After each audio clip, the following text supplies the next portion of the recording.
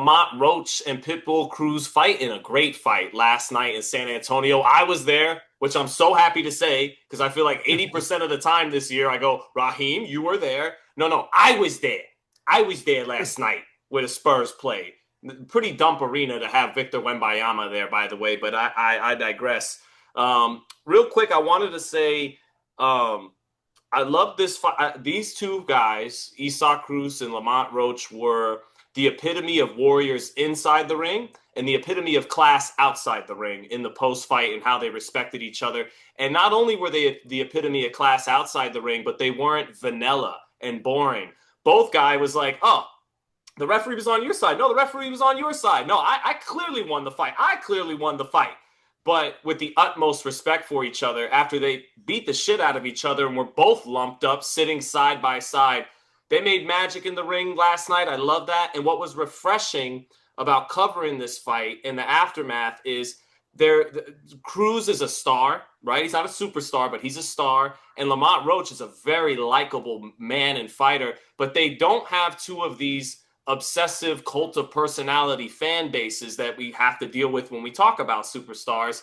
And so we were just able to enjoy some great boxing. And what I'm going to get to later, right as you're about to cook, is this fight reminds me of Haney and Lomachenko for me personally, because this is a very close fight like this. Sometimes you score it differently on television as opposed to how you score it live in a very close fight like this. And I want to get into why that is in a little bit. But first, you watched it on television. Who did you think won, and what were your takeaways? First, both of these guys do have star quality. I would say where we're sitting right now, Pitbull is more of a star. It's not taking anything away from Roach. He's No, gonna he was the guy who build. sold the place out last night. It was his crowd.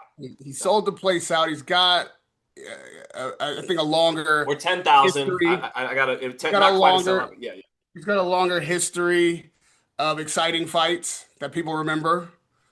And this presence, while quiet, does kind of fill the stadium. It was interesting on the walkout because I don't watch many fights for the first time on television, to be fair. I am usually there in the fights that we're covering. And it was an interesting experience because also the prime broadcasters of it all, I thought, did a poor job. If I'm, and I don't like criticizing broadcasters. I don't like criticizing journalists. Everybody does their thing their way unless it's super egregious. I'm not going so far as to say that this was like criminal, but it was, I felt off. They were saying things that I wasn't watching.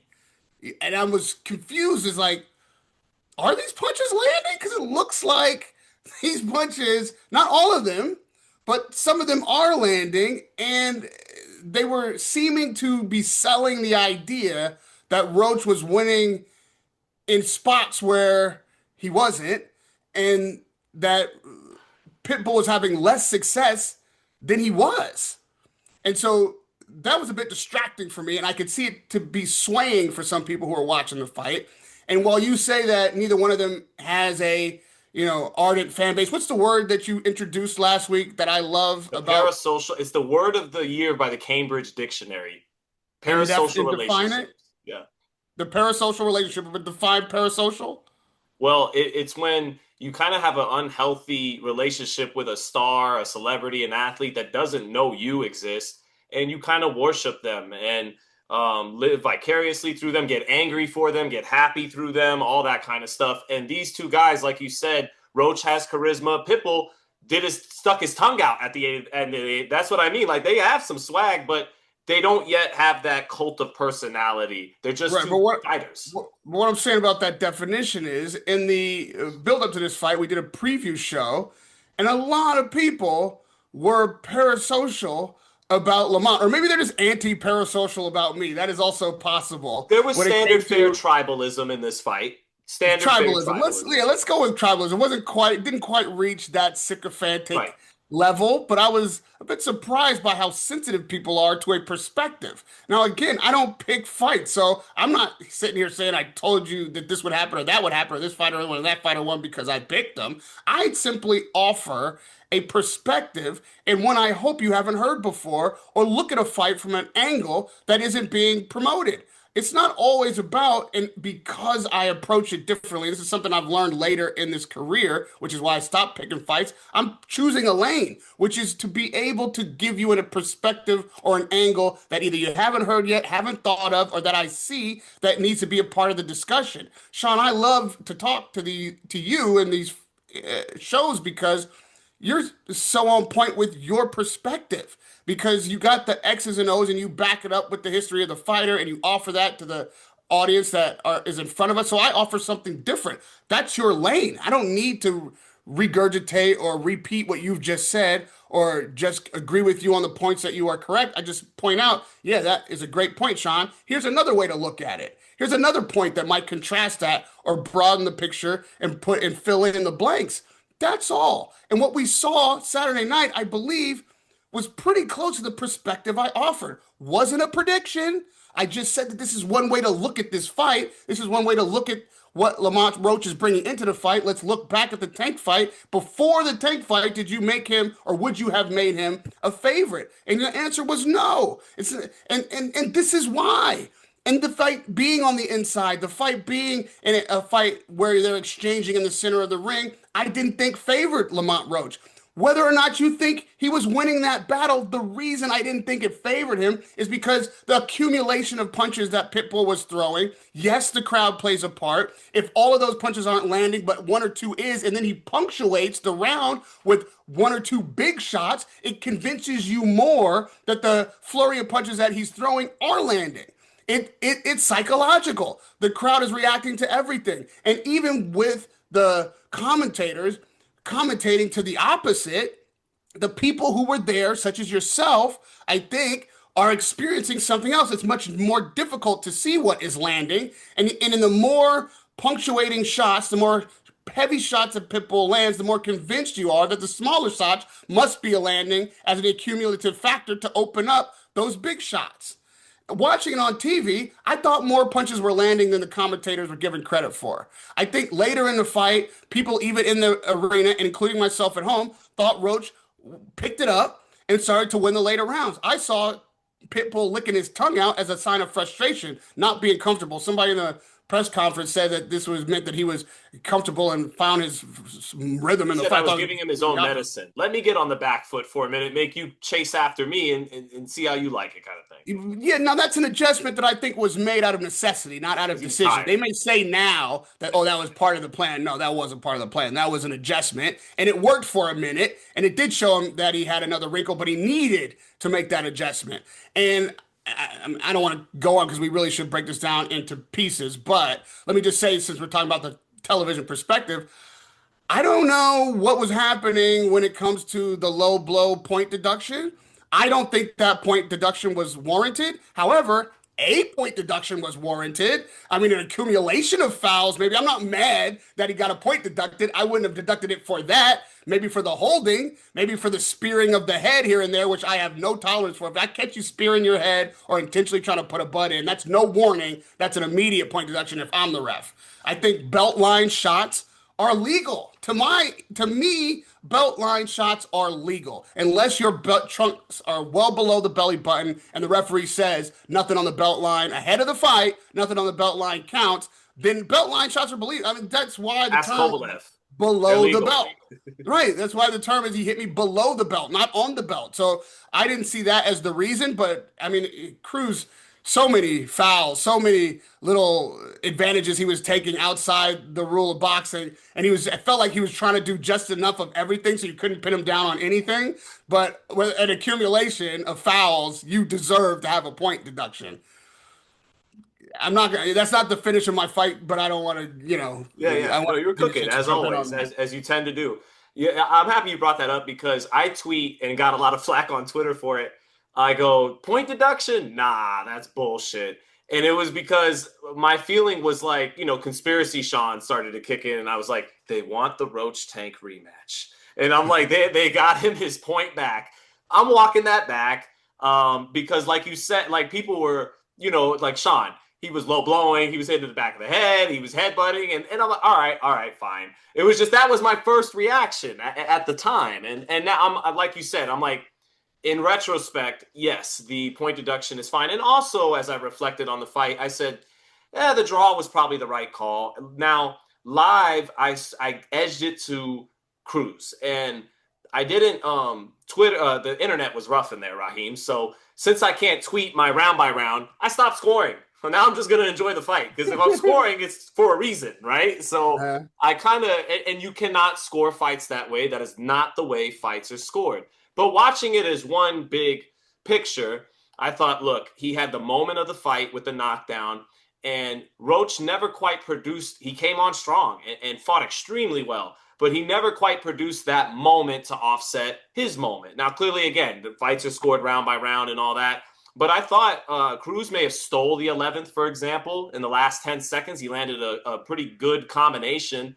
And then in the 12th, I thought he probably won that round too. And he closed strong at the bell with that round too. And I thought between the hot start and maybe stealing one or both of those last two rounds, well, with the knockdown and everything, I think this guy edged it out. And he forced Roach. And here's the thing, though. It's tough to say, Raheem, because Roach, we said this in the pre-fight breakdown, is an exquisite in the pocket fighter.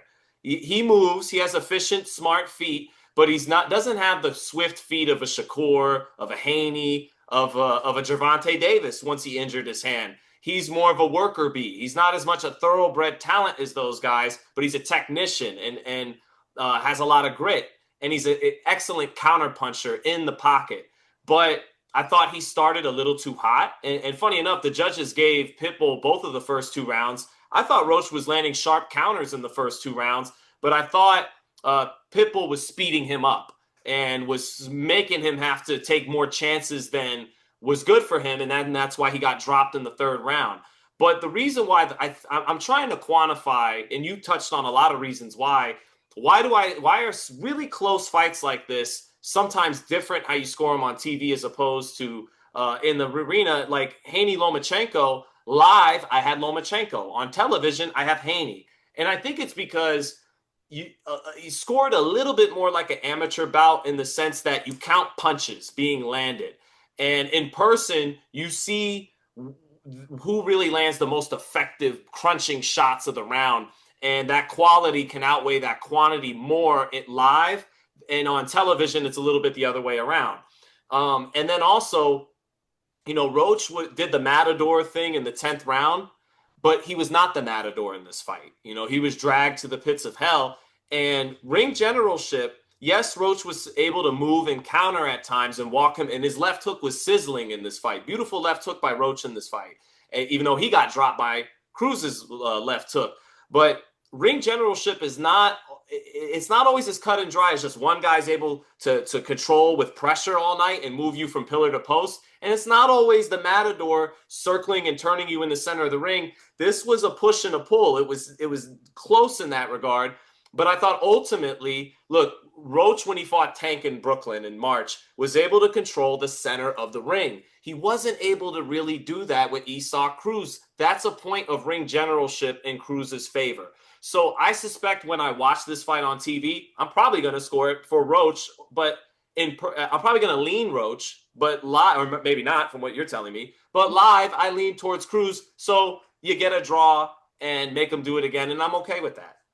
Well, I had the first two rounds split, actually. Yeah, that sounds about right too. And the irony is, Lomachenko and Haney is a fight that also you were there and I watched on television. Right. And how'd you have it on television, Haney? And I had Haney. Right. Remember, it was there's a lot of pushback on that. And those body shots, they look better on TV. But let me I don't want to get back into a relitigation Right. of that, but Right. you're exactly right. The body shots I'm accumulating because I'm scoring punches, because I'm watching punches land. I'm confident which punches are landing. I can see replays. I'm able to look inside the action when they're exchanging, whereas in the crowd, you can't. I can see body shots landing because I've always got the best angle. Whereas if you're sitting ringside, the back may be to you of the fighter who's getting the body shot landed on him. You might have some predisposed notion that Lomachenko is a much better boxer and such, and so you're giving him credit for certain things and not giving Haney credit for other things. Again, another fighter comes on late, and then you want to kind of forget about what happened early. All of these elements are in this fight as well. And so I also had Pitbull winning the last two rounds and close, but and I'm not mad if you put it the other way. But again, on television, I'm leaning Cruz to win these last two rounds. And what happens is when Roach is fighting inside, yes, he's a good counterpuncher. Yes, those exchanges are very close. And I could see how a fighter and I saw a lot of fighters' reaction ringside or a fan could say, well, Roach won those exchanges. Roach should have won this fight because he was counter punching. And then when he did get on the outside, he was having success. However, I felt like what Cruz was doing in the environment in which he was doing it for the judges who had to judge the fight was effective. It was a matter of him throwing an accumulation of punches, some landing, some missing, but the ones that were landing help convince you that the ones even that were missing are effective aggression. And that if he then punctuates, and I know I've said this before, but it's important because I think this is where people sway one way or the other.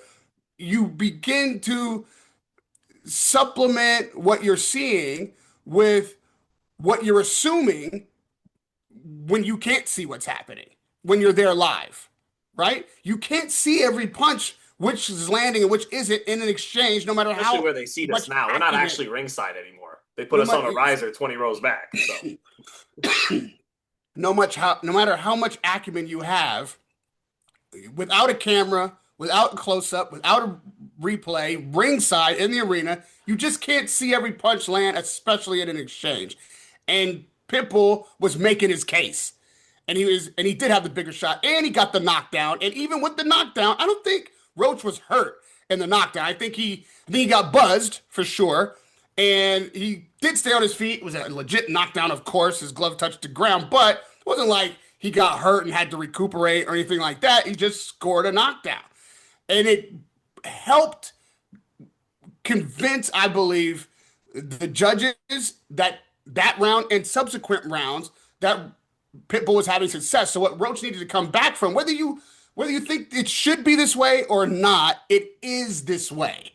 What Roach had to come back from was convincing the judges over the crowd noise, over the accumulation of punches from Pitbull, over the exchanges, over the big shots that Pitbull was landing, over the knockdown, that he was in fact in charge, that his counter punches was a superior effective counter to the aggression of Pitbull, and that he's winning rounds. He had to make that case.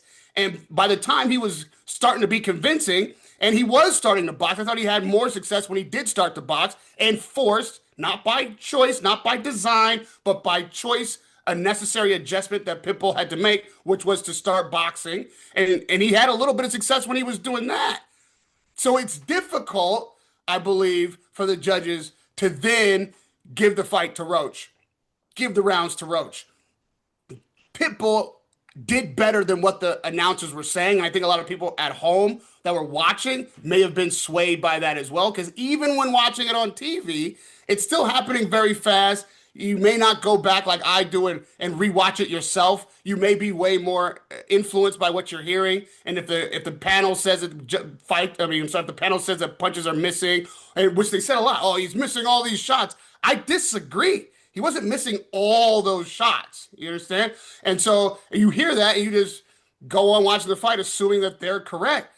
This is one of those fights, Sean, where I would like for you to watch it on TV, which I know you will do, which I can never go back in history and watch it live, but this is what I thought happened. But in the next video, whatever the subject is, we might just put a little piece in, just your post-television watch reaction, and I'd be curious to find out what that is.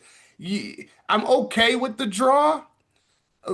because neither one of these fighters was so definitively winning the fight. But this is a Radio Raheem adage, and I certainly own this one, and I love when it comes into play. Sometimes you win the boxing match, but lose the fight. And Pitbull won the fight. He looked like the fighter you wanted to be in there. He was the fighter who won the fight. Now, if we're scoring rounds, Lamont Roach could have won some very close rounds on somebody's card that he didn't win on somebody else's card and edge this fight.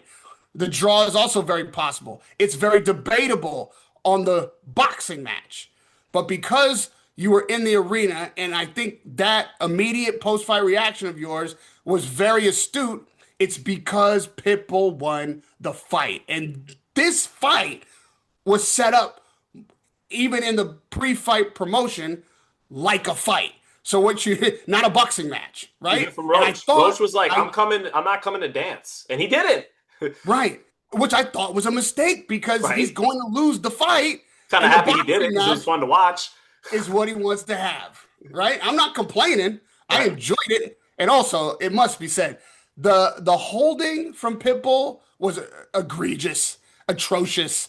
I'm like I said, I'm happy Getting for tied the up early though by Roach. You know, Roach was tying him up yeah, but tactically. I thought it was excessive from Pitbull. I thought Pitbull used a lot of a lot of tactics that were illegal and you try to get away with a little bit of everything. I don't like that. It does mar the fight for me. I think I would have been okay with a second point being deducted by the end of the fight for something to me it was kind of that bad. So I'm not mad. I'm not mad at the draw, but I think in the perspective I gave pre-fight, it's worth considering that maybe the guy that you like or me and the guy that you hate, it doesn't matter how you feel about me or how you feel about the fighter because I'm not giving you something that is some personal ego-driven prediction that I'm married to. I'm simply giving you a I'm here for perspective that. after yeah, this is what Sean's for. I'm here giving you a perspective based on what I've heard and what I haven't heard. So a lot of times I'm giving you what I haven't heard or something that I see that maybe sometimes it's a popular opinion, sometimes it's not, but it really is just based on what could be and a way to look at this fight. And in this particular case, I thought I was looking at the fight the right way, and what played out was kind of the perspective given. This rematch has to happen, and the refereeing was poor. We need a referee that's in control in there, and you can't let Pitbull get away with that much. You got to get a handle on the fight. Yeah, well, history tells us the boxer with the more skilled boxer has the edge in a rematch in this scenario, and you would think that's Lamont Roach, who will say, "All right, it was fun to rumble and all. I gave them what they wanted, but let's get the business done a second time around, right?" So maybe you favor Roach in the rematch. I think both of their stocks went up a bit in this fight, you know, and now now I'd rather see them fight again instead of one of them rematch Gervonta Davis next. I'm down to watch this part two before we figure out what's going on with Tank and all that. So yeah, I love the fight. I do gotta. You mentioned the ego driven stuff. Look, I've had my worst year picking fights, and my cope and rationalization is that me talking about all this overarching stuff with Saudi and TKO and WBC this and parasocial relationships, it has taken my eye off the ball a little bit because I'm inserting some of my feelings and overarching themes about things deeper than boxing into boxing matches. And 2026 audience, that will not be happening anymore. My superpowers will be granted back to me. And they came back in this fight because I technically went undefeated picking Oshaki Foster. Laura Gonzalez doesn't count. And Ramos. And it was a draw. So I went 3-0-1. Anyway. Nah, Sean, we ain't accepting that. I like again, a different perspective. I like a broader picture. Sometimes zoom out and look at what we're looking at as the boxing world. And the politics, unfortunately, of boxing is a major, major player and always has been. It ain't I nothing just got to new. compartmentalize it better. Maybe, yeah, and be maybe a tad bit more articulate and succinct on exactly what you're zeroing in on. But it's there, and there's no reason for you to be shy about putting those thoughts out there and just offering food for thought. Even if you don't have the answer yet or the conclusion drawn, here's something I see. What do you see when I put it on the table in front of you? That's nothing wrong with that. Uh, I don't think either one of these fighters' stock went up. I think they did what they do. Like this, I'm not at They all were who they are, who surprised they are. by either one. They haven't redefined themselves. They didn't do anything special Not outside pound of for what I pound thought. talents, but quality fighters at the championship They didn't level, they right? didn't they didn't do anything special outside of what I thought they were capable of. I think neither one of them had a spectacular performance. There's plenty to criticize about both. It was entertaining, thank God. Yes, I enjoyed it, but I don't look at either one of these guys differently than I looked at before. And you talk about the respect between them. You talk about whether or not either one of them deserves to take rematch. Well, the enemy of my enemy is my friend. If these You two saw guys that in the weren't post fight. fighting, Yeah. if these two guys weren't fighting, I think they'd be besties because they have an enemy in common and they both, if hate is a strong word, I think that they Nah, I both wouldn't say. think Tank is a stinker. I think they both have their issues with Tank and rightly so, and that would probably bond them. So whenever this rematch happens, once the dust settles and their fight is done, I expect to see each guy at the other one's barbecue. A quick shout out to the undercard, Oshaki Foster. It was actually close to he was a very slight favorite. It was actually close to a 50-50 fight at the books. It didn't turn out to be a 50-50 fight. He dominated Stephen Fulton, switched southpaw, switched orthodox, excellent distance control. I'll borrow from Cam Mace. He used every inch of his length, pause, very disciplined, okay? Because Cam and Mace were at the fight, Raheem. It rubs off on me a little bit. And yeah, but Pause. yeah, pause. And but no, I mean excellent. Like Crawford did to Canelo. You have to make every inch of your reach count. Okay, you have to be disciplined with it. And he did that. Got downhill on him after outboxing him and being patient. And now, I think he's going to go up to 35 and take that interim time. By the way, it was hilarious that the WBC tried to ensure they get 3% no matter what, just in case Fulton won. And they showed their ass for no reason. And at a time where they definitely shouldn't have done that, as they're being used as a talking point in Washington, D.C., but that's another story for another day. Thought that was funny. But shout out Greed. to huh? It's greed. They're so brash. They can't help themselves. They couldn't even let go of that potential 3%, even knowing what the aesthetics look like. They just couldn't. They got off the freeway to go get Wayne Grow. Like you do not see what's happening. This is You're going how to get us all entrenched fucking it pinched. is. Yeah. You know how many This bulls is are out how there? so you could have had the food and beverage job without going on TV. Like All of those mob references. Robert De Niro would be taking fur mink coats on and sending pink Cadillacs back if he was talking to the WBC right now. Okay, exactly. but and then Exactly. Erislandy Lara, he was like James Harden, step back, but with a straight left hand. I'm starting to enjoy Erislandy Lara against at the championship level. Bad competition. I love you, Thomas Lamana, though. Bad. Okay, I'm cleaning that up out of respect to fighters against at the championship level limited opposition at 160. This is like the opposite of a Bernard Hopkins, Marvin Hagler run at middleweight. But I'm enjoying the 42-year-old just snipe motherfuckers with the straight left hand. It amuses me, and it's becoming a running gag. Like, get ready for another PBC card where Lara fights an overmatched guy and snipes him with left hands. I'm beginning to enjoy it.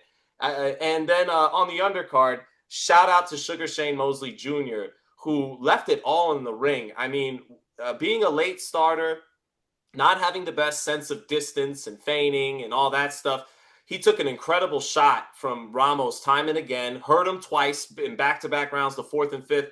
Huge credit to him. He really left it all in the ring and fought like a fighter who knew this is going to be my only chance at this level. And he fell short, but I think he should be very proud in defeat. And then Ramos is a very solid fighter who has to find another gear, be a little bit more dynamic if he wants to make that next step. But all in all, a good night of boxing. I must say the opening bout on the main card was arguably my more entertaining fight. I enjoyed it quite a bit. I agree that shout out to Sugar Shane Mosley Jr. He does not have the pedigree of the last name, but he's got the heart. You got the He's heart. got the chin. He's definitely a good young man. I Yep. don't think we see him at the elite level ever. I don't know that he reaches that world championship quality in his career, but it was a good effort out there. I like to see him fight. He had every reason and opportunity to just kind of go in there and survive in the second half of the fight or even take the knee or not come out on a round. He didn't do any of that. He fought valiantly. I think he fought to his level, which just may not be good enough to get to that world championship. Uh, I'd watch him fight again, and I'll watch him fight for the rest of his career if he continues to fight that way. However, uh, I think the big glory days of the Mosley name will escape him in the long run, and so I'd like to see him fight at a different level. Like there's a few different pawns in boxing now. It's not all big pawn. There's other promotions out there, and to be fair, I know you're gonna hate this, Sean. He's kind of like a prime candidate for TKO. This is the kind of guy that could Yeah, get in a yeah, system yeah, like that yeah. and flourish. No, you're right. Yeah. Put him in against Vito Milnicki, like, yeah, you're Hmm. right. No, you're absolutely right. So when you're right, you're right. All right. Hey, well, you know what I was most right about, Sean? The most right I've ever been? What's that? Ringing my boy Sean Zittel and being like, listen, man, we need to get on this podcast and do this thing together as I, often as possible. Hey, Sean, are you awake? Did you hear this? Let's talk about it. Hey, Sean, I know you were at the fight. I want to talk about it. Hey, Sean, did you see this one? Let's get on there and talk about it. You know what, Sean? Let's be about that action. Let's get Bill Haney in there and talk about it. This is the most correct I've ever been. You're the best, man. This is what I love doing the most in boxing right now is listening to your assessment and having a small window of opportunity to converse about it. let's get it.